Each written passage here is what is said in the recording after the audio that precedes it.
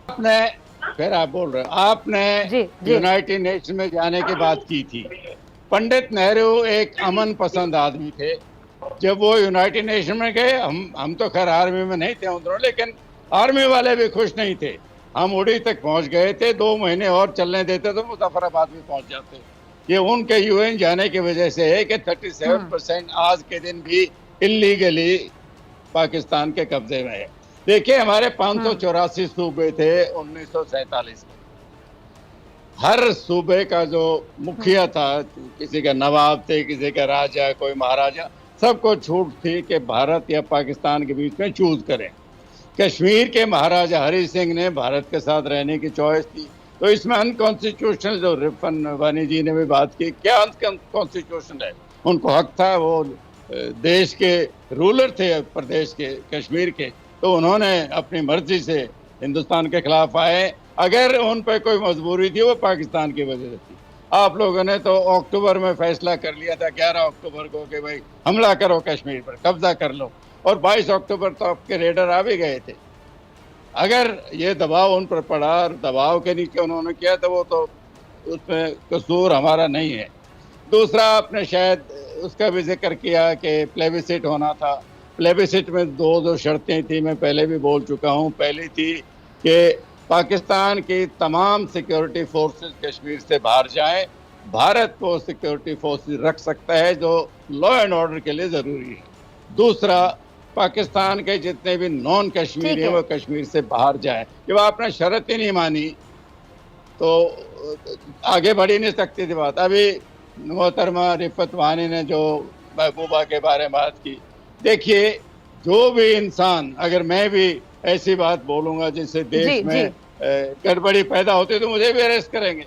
दिल्ली में अरेस्ट हुए 2 लड़कियां और 1 लड़के, तो 2 दिन पहले कोर्ट ने छुटवाए, 1 साल तक हो हिरासत में थे, क्योंकि उन्होंने बयान ऐसा दिया था जो कि देश की जी। ब्रिगेडियर गजनफर साहब, आपकी बातों का जवाब, ठीक है जनरल साहब, आपकी बातों का जवाब ब्रिगेडियर गजनफर साहब से लेते हैं, टाइम जरा कम है। जी ब्रिगेडियर साहब, जनरल साहब की बातें समझ आ रही हैं आपको? क्या कह रहे हैं?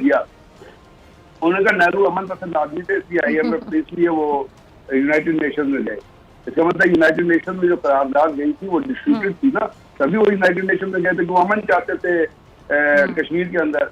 तो नरेंद्र मोदी जो है वो यूनाइटेड नेशन की क़यादत को ही मानता, तो उन्होंने खुद ही कह दिया कि वो फैसिस्ट है। अभी मुझे तो कहने की जरूरत नहीं, उन्होंने खुद ही कहा कि वो दहशतगर्द है। यानी जो पंडित नेहरू की जो अमन पसंद थे, मैं भी कहता हूँ वो अमन पसंद थे, उनकी करारदाद को, भेजी हुई करारदाद को जो नहीं मानेगा वो दहशतगर्द होगा ना।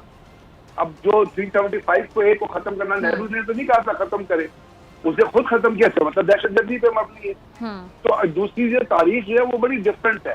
तारीख में अगर आप पढ़े ना, तो एक आर्बिट्रेटर भी अपॉइंट किया गया था, एडमिनिस्ट्रेटर अपॉइंट किया गया था कश्मीर का मसला हल करने के लिए यूनाइटेड नेशन की तरफ से, जिसको इंडिया ने तस्लीम करने से इनकार कर दिया था। क्या अभी राज कादियान साहब को पता है कि नेहरू ने, पंडित नेहरू ने पाकिस्तान को टेलीग्राम भी भेजा था कि हम इस कश्मीर का मसला जो है वो यूनाइटेड नेशन की करारदाद की रोशनी में कश्मीरियों की मर्जी के मुताबिक हल करें। तो अगर नरेंद्र मोदी नहीं मानता इस बात को, तो मैं कोई इंटरनेशनल मीडिया में कोई हकीकत से हटके कोई चीज नहीं कह रहा, तो इसको मानना चाहिए फिर इंडिया को कि इधर दहशतगर्द, इधर फैसिस्ट।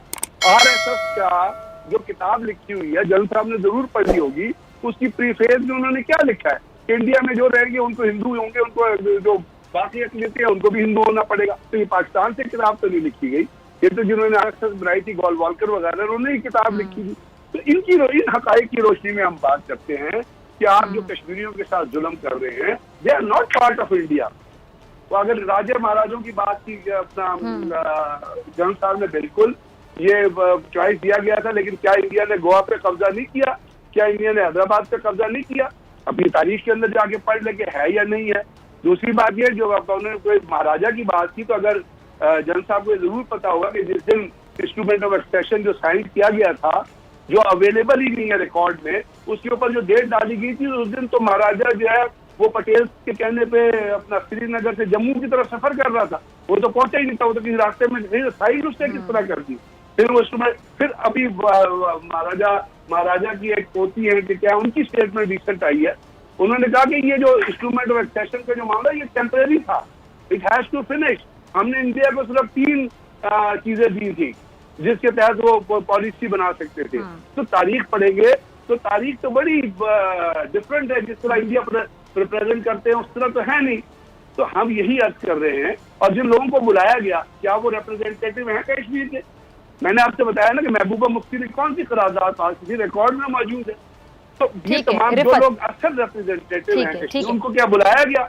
और क्या लॉजिक है बुलाने का? ऑल पार्टी कौन, क्या लॉजिक है? आप 375 और 75 हटाएं और फिर आप कहेंगे कि हमने कर दी, आप स्पेशल स्टेटस तो रिटर्न करें। लेकिन जो दहशतगर्द होते हैं, जो फैसिस्ट होते हैं, अच्छा जी, आप एक आर्टिकल उठा के पढ़ ले न्यूयॉर्क टाइम्स और वो कह रहे हैं Narendra Modi is a liar, Amit Shah is a liar, they are terrorist. ठीक है, इनका इन्होंने जो बात की कि महाराजा ने जो एसेशन ऑफ इंस्ट्रूमेंट जो साइन किया था, तो उसका वो था कि हमारा कम्युनिकेशन, फॉरेन अफेयर्स और करेंसी के ऊपर इनके साथ एग्रीमेंट था। उसके अलावा मतलब जब इसका फैसला होना था तो उसके बाद मतलब हमें खुद चूज करना था। और दूसरी बात इन्होंने की कि पाकिस्तान जो है मतलब को अपनी सारी आर्मी निकाल रही है, तो उसके लिए जनरल कादियान साहब आपको ये एक्सेप्ट करना पड़ेगा कि आप जो आईओके है उसको मिला के पूरे स्टेट का प्लेबिसाइड करवाएंगे या रेफरेंडम करवाएंगे, तो तब वो होगा।